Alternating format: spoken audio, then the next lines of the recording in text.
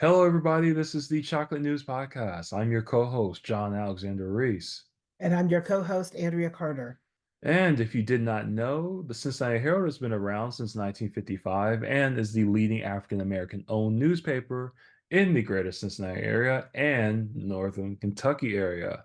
So how's it going, Andrea? It's going fine, John. It's been Storming? it well, we survived the storm. We did. Tornado did not touch down in Cincinnati. But everyone's coming up with those tornado stories. And it was food for thought. It was 50 years ago this month that tornado tore through Xenia and destroyed Central State University. No way. Oh, Seriously? yes. Seriously, 50 years ago, I was 14. I remember that day because in fact, I was talking to my sister about it yesterday. Um, I was taking, believe it or not, ballet lessons then.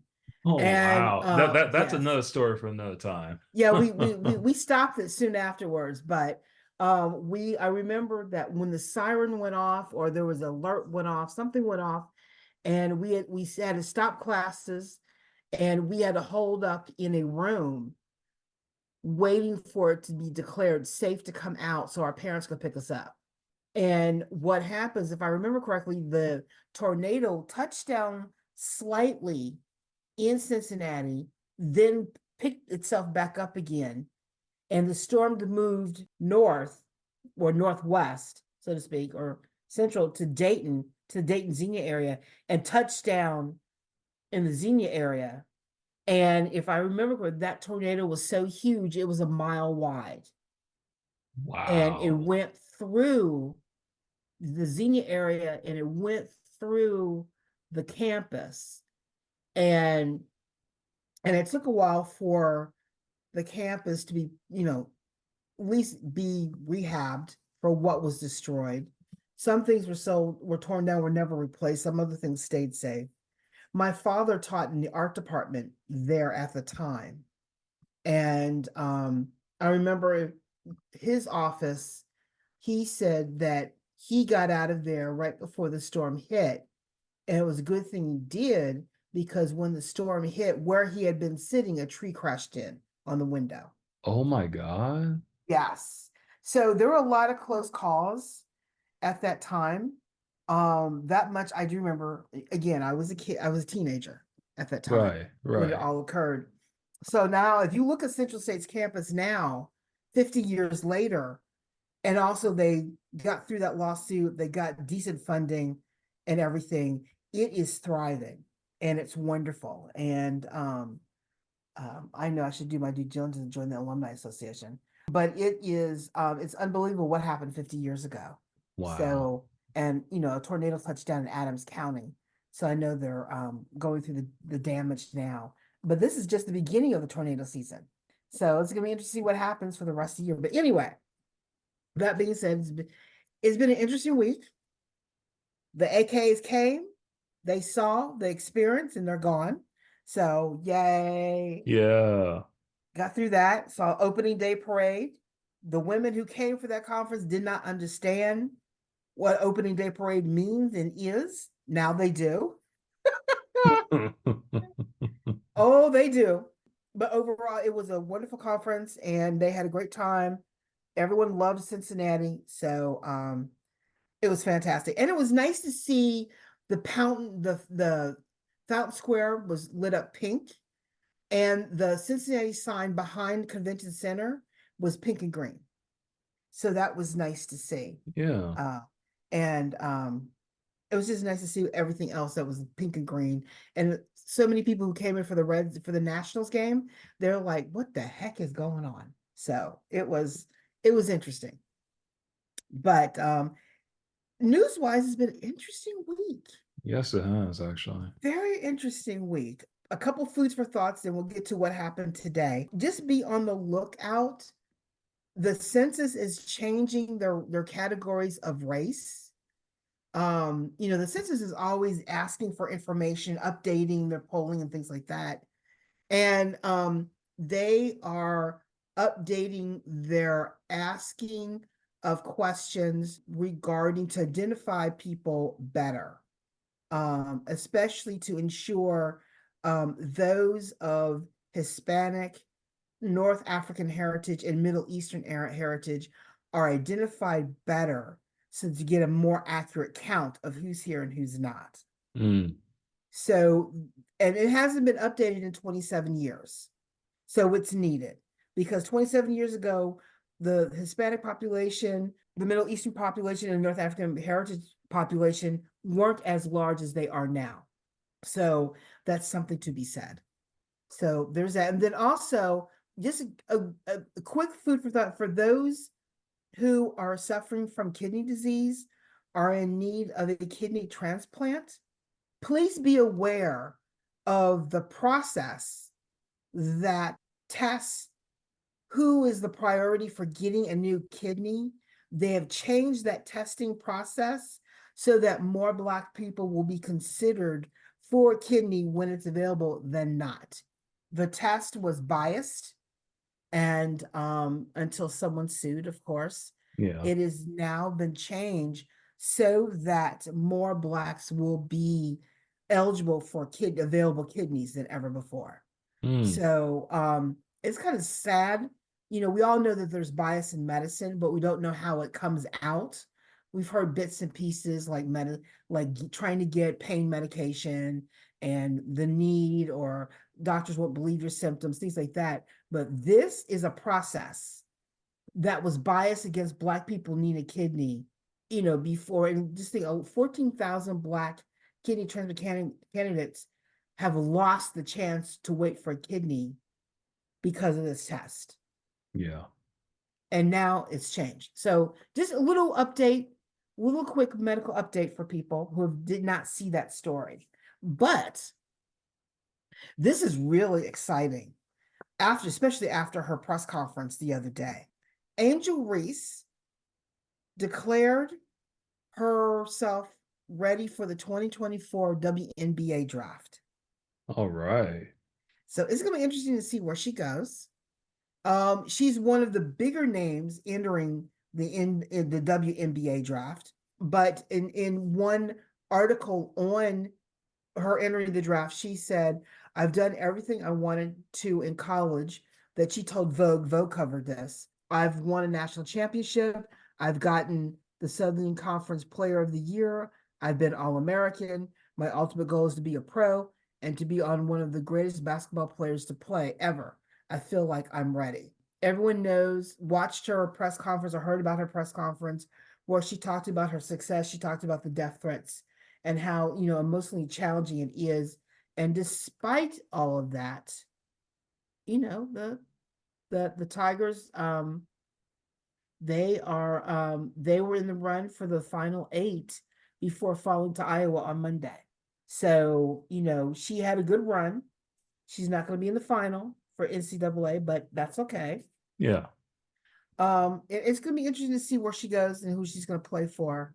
And I think it's fantastic. Congratulations for her, Yeah. on a wonderful decision.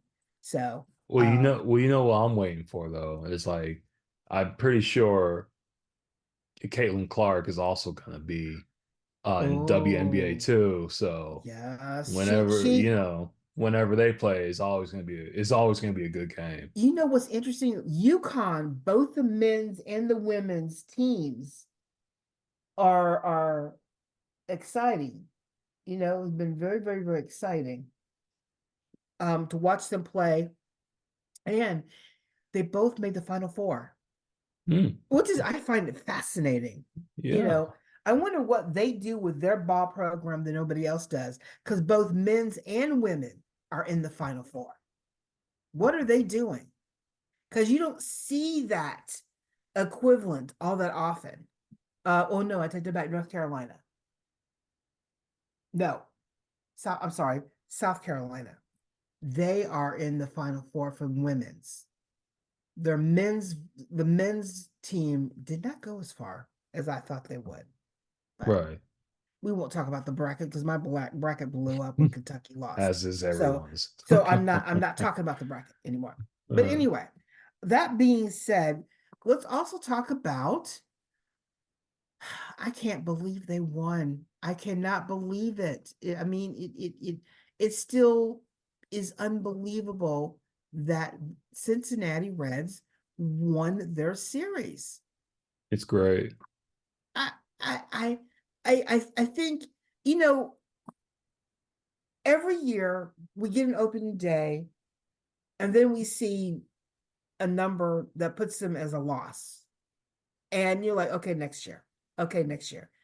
But to see them win an opening day game, but no, the opening weekend series, they're 3-0. I'm a little hyped. I'm gonna have to go buy me one of those new uniforms. You know, I saw the black uniform and I'm kind of like, really? But you know what? It's not bad. It's not bad. Yeah. But you know, the Nationals, they played a good game. We saw some impressive ball work. We saw some incredible pitching. It seems that they have their heads on their shoulders right. So we'll have to see. I'm just gonna be happy. That's all I'm gonna say. I'm gonna be happy Yeah. for the Reds. I just want the home team to do well. That's all. I want a World Series. We haven't had a World Series since, 1990, I think. yes. Yeah, back I when didn't want to Barry say it. Larkin. Uh, when they swept and everyone was taking a broom down to Fountain Square because they swept. Is that what Like, happened? yes, that's what they see. That's sad. The fact that I know that. Oh my God. But you know, I'm just waiting for another sweep. We will see. So also interesting fact, hockey, the Cincinnati Cyclones made history for the first time ever. Well, actually, I should say not just Cincinnati history, they made pro hockey history. Their starting lineup is all black. Wow. And you always have that comment, they're black people playing hockey. Yeah, of You course. know, there's usually that one or that two, but they got a starting lineup. And so now I'm just kind of like, I gotta go see a game. The players are Kyle Bowlers, Josh Burnside, Landon Cato, Elijah Gonzalez, and Jalen Smirk. They are the five skaters that is the starting lineup for the Cincinnati Cyclones. They made their debut on Saturday, where the Cyclones played the Wheeling Nailers. Okay, where do they get these names? And WCPO had a picture of them on their website. And I'm just gonna have to actually also the Cyclones beat the Nailers in overtime 3-2. So Nice. and you know what? You know you're gonna have to take a jacket, but seeing guys on ice skating around and slamming each other, that's very cathartic for the Yeah. stress in your lives, you know? So but hockey is a great game. So I hope they go to their playoffs as well. So fantastic for Cincinnati, another piece of history for us. And I would say, and a little bit of speaking of history, everyone remembers Roots. Yeah. And and even though he didn't play Alex Haley's grandfather's character, Lou Gossett Jr. played a key role in that miniseries Yeah. when it was on ABC. He has since gone on and done a lot of roles, especially in Officer Loves a Gentleman. No, An officer and a gentleman. Officer and a Gentleman. He played the drill sergeant. To this day, you know, only things come out of whatever state you come in, steers or queers. I think everyone, he did an impressive performance in that movie. Is He's done is that where that line came from? yes, that's Oh, okay. Okay. I was wondering like, because I'd never seen the film. My mom said, "You never saw Officer and Gentleman?" I said, "No." I said, "Oh, you've got to see oh, that." oh, you have to see Officer and a Gentleman. Oh, it is. Lou Gossett was one of the best black actors that came out of Hollywood. And he's phenomenal. Like women say Denzel, and they say Denzel in a certain way.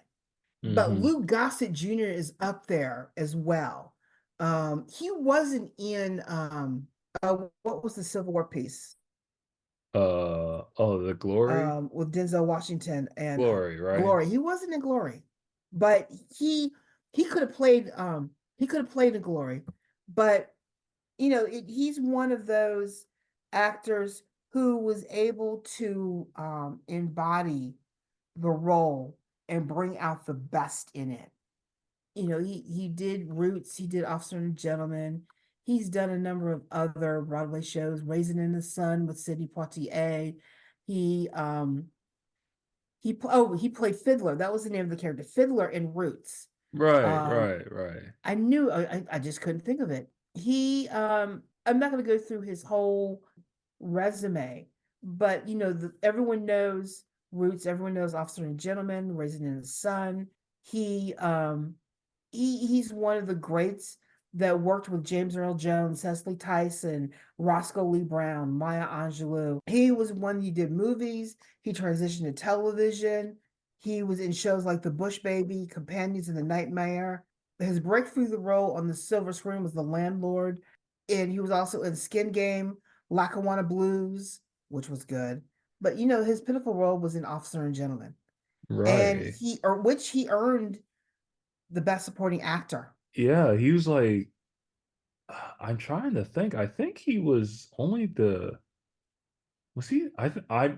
Okay, I'm trying to think of just off the top of my head, but I think he was the first black actor to win the Best Supporting Oscar I for believe his yes. category. I think so because Hattie McDaniel, like, she won the best. She's the first black person to ever win an Oscar, and she was in supporting actress.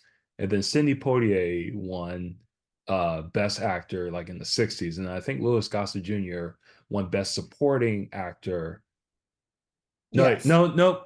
Well, yeah, yeah, yeah, he was the best to win he was best to win best supporting actor. And I think that was like in the 80s or something or whatever. Yeah, S- the Officer and Gentleman was late 80s film. Right, right. And but he helped found a theater group for troubled youth with James Earl Jones and Paul Sorvino, which Really? is, yes, that they believed in mentoring the next generation of actors. And he also worked tirelessly for racial equity. He established a nonprofit called Eracism, that was dedicated to combating racism both domestically and abroad.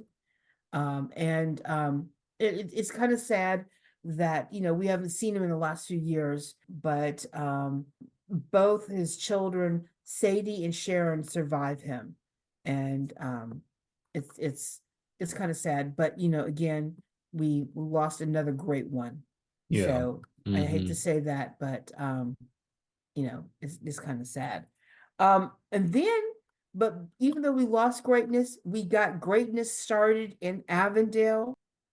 Altev Community Pharmacy is the only black owned pharmacy in the city of Cincinnati, and it's located in Avondale. I'm gonna have to go check it out. And they for everyone who needs help with their healthcare needs, he's there. He is located. I forgot where he's located, but he's in Avondale. I think near where Avondale Town Center is, around in that area. He's located. Basically, he's been wanting to start a pharmacy for a while, and he believes that by having a black-owned pharmacy will break down the barriers to medicine, and he wants to help those in the Black community trust the medical community. And he believes by opening up this pharmacy, he'll be able to break that barrier and don't just take status quo, but be able to say but whatever information everyone needs, he'll be able to give it to you. So I think it's fantastic. It is. Um, Sandra Jones Mitchell, who, if you read the article in the Herald, she's quoted in that of saying she goes to the pharmacy. He has told me some things I didn't know about my medicine. There were some I was taking at night I should have took in the morning, and so my doctor never caught that. So he's catching things that people need to be aware of. He has the financial backing of McKesson, a healthcare company, to open up this pharmacy.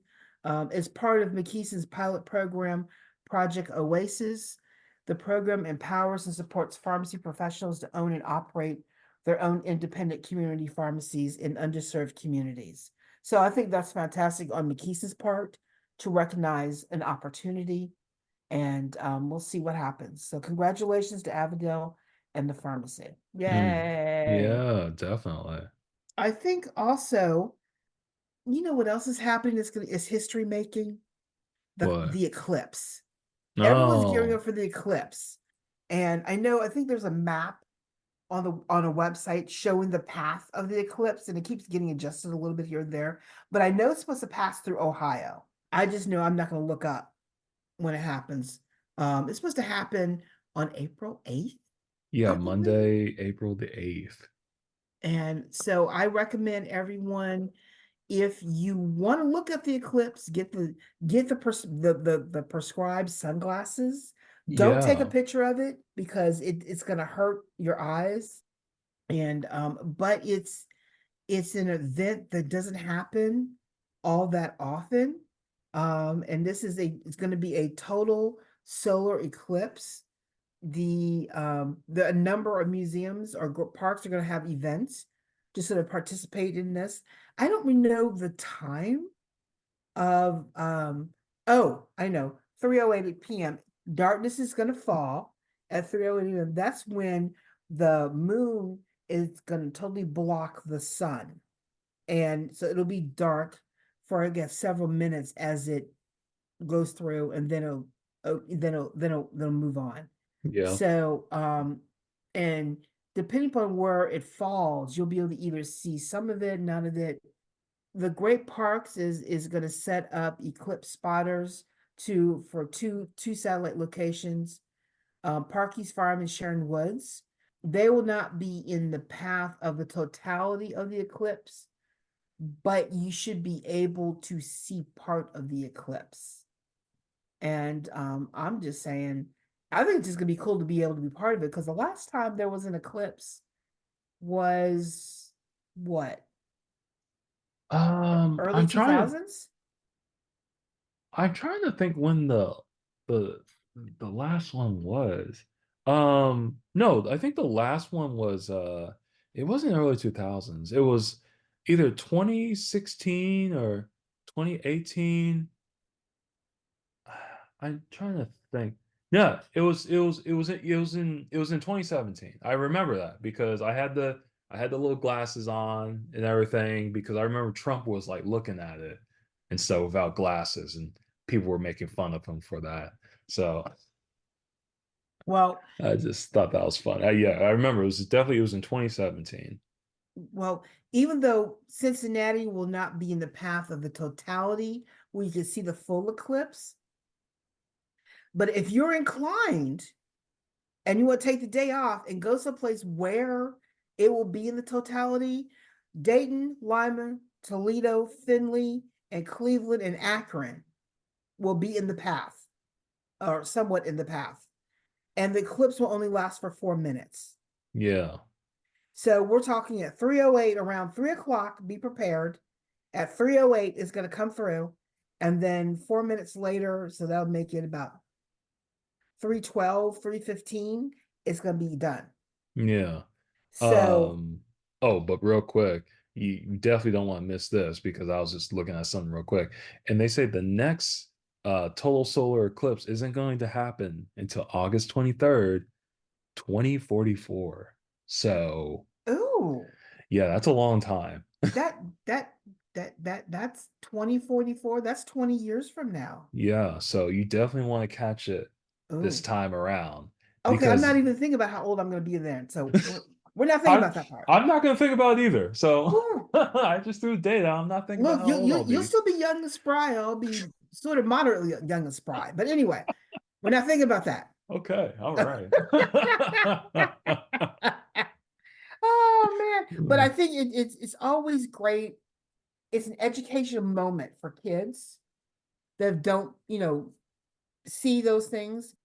And I think it's also to think about, maybe even Google and have a family discussion about the conspiracy theories Oh or the yes. myths that have been created around Eclipse, and also how it affects rising water, Hmm. affects animals. Is it going to go deadly quiet or is it going to be noisy? Is it going to freak out your dog or not? How are the animals around you? I wonder how the animals in quote our urban kingdom are going to react to this. Are they going to run? Are they going to hide? Are they going to howl? Are they just going to chill? Like peace out. You know. Knowing my dog, she'll probably freak out. So, Yeah. So I would just say be prepared. If you have a niece, a nephew, a daughter, child, whatever, it's an opportunity to experience. And I think you know what? I was working for Yvette Simpson with the last eclipse. really? And I remember there was a viewing party outside of City Hall. I think they had something set up, or everyone just had a special. We made special things that we could go view it. Right. And they did that outside. It ended up we had food trucks there. I think we ended up having a viewing party or something. So Okay. because it's history making. So Well, you know what else is nice too is that like a lot of schools are getting off too. So I think that's cool. Schools let the kids get off so they can, see the eclipse and everything. So I thought that was nice.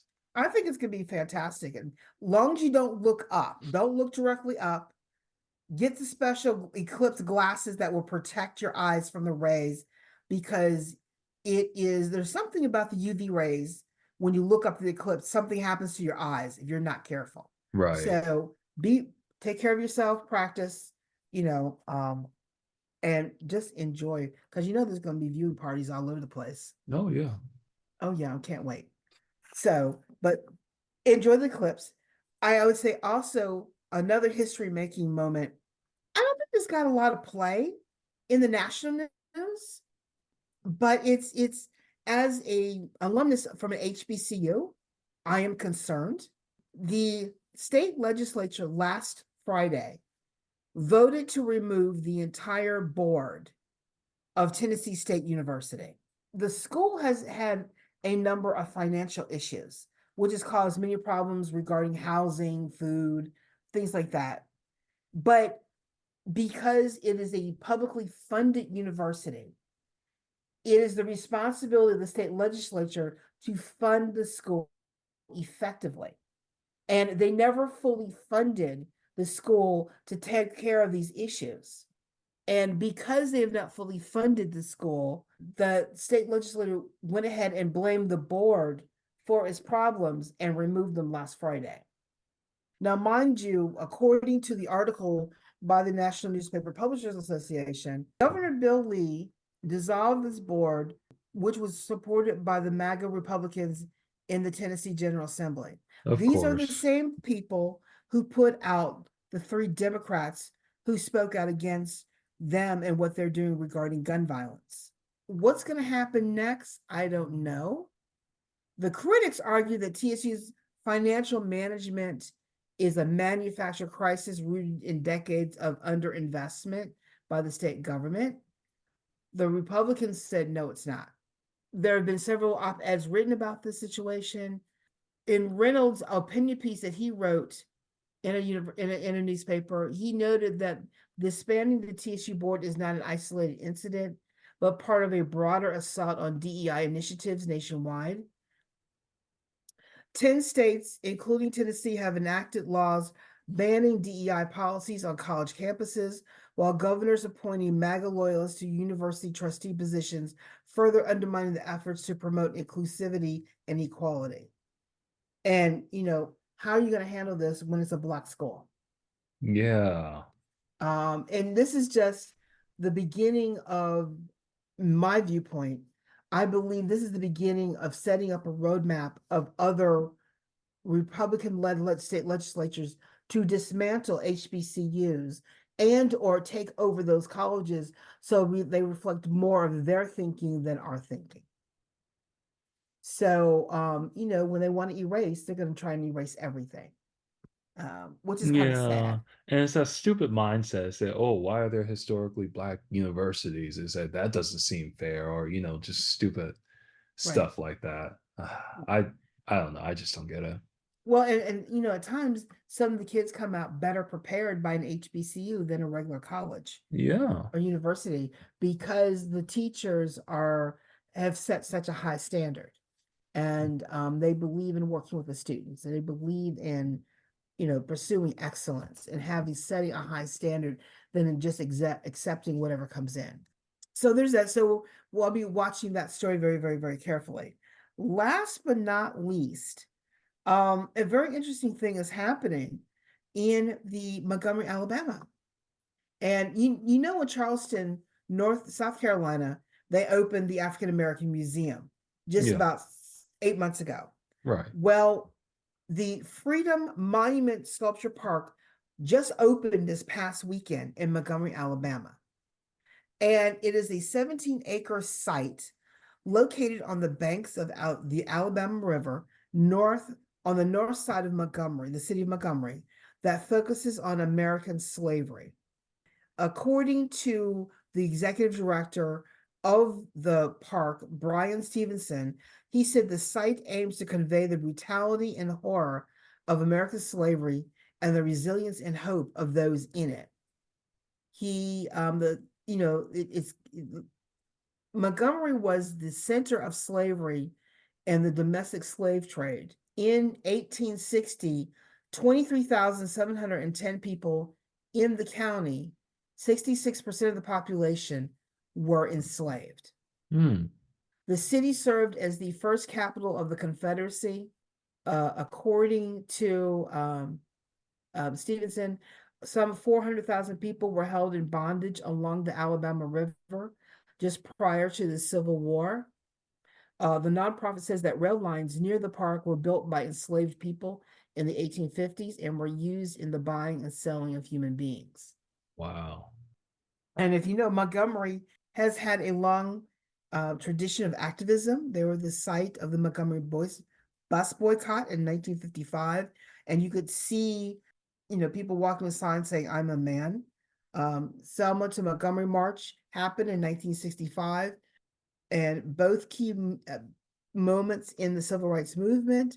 It is Montgomery, even though it served as the cradle of the Confederacy in the heart of Dixie, it also served as a cradle of the history of slavery and the impact of that history on the country. And this is part of the number of parks that have been built in Montgomery. One is for the civil rights movement. One is for peace and gun violence. And now you have the Monument Park. And what they've set up, along with Freedom Park, they now have a trail that you can start at one park and walk to all the others, where you get a sense of, oh my God, what happened, to, oh my God, this is resiliency, this is hope. So you have a sense of, you're not one and done, but you have a sense of history of these three Hmm. parts connected together. So I can't wait. I've been to Charleston, so now I'm gonna have to figure out going down to Montgomery, Alabama, and seeing this park, because I can't wait to see these sculptures that are in place with trees growing around them. You have the Caring Hands sculpture. You have a statue of different people who represent the slave, those who have been enslaved. You have a monument with just heads on it. You have just all kinds of monuments there, just reflected. Just go through the photographs and see what it looks like. I cannot wait to see this. And that is the chocolate juice for today. That's it for today's show. And I want to thank Andrea again for all the great chocolate news. I'm always looking for that individual nugget that nobody ever sees and hears about. So I keep trying. Yeah. And remember, folks, you can find more information about today's topics and past podcast episodes at www.thecincinnatiherald.com, the Sesh newsletter, or on our social media. Remember, we're on Facebook, Twitter, Pinterest, Instagram, LinkedIn. and Threads. And make sure to subscribe to our podcast on your favorite podcast app. Our podcast is on Apple, Spotify, TuneIn Radio, Amazon, YouTube, and Google Podcasts. I'm John Alexander Reese, And I'm Andrea Carter. and have a good day.